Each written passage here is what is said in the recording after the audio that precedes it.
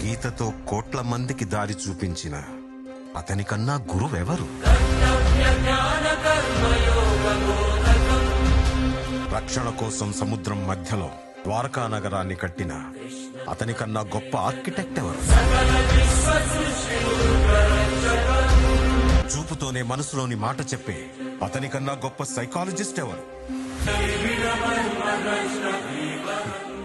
వేణుగానంతోనే గోవుల్ని గోపికల్ని కట్టిపడేసే అతన్ని మించిన మ్యూజిషియన్ ఎవరు?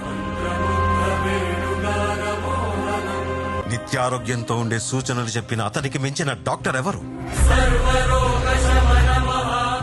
ధర్మం కోసం యుద్ధం చేయమని చెప్పిన అతన్ని మించిన వీరుడెవరు?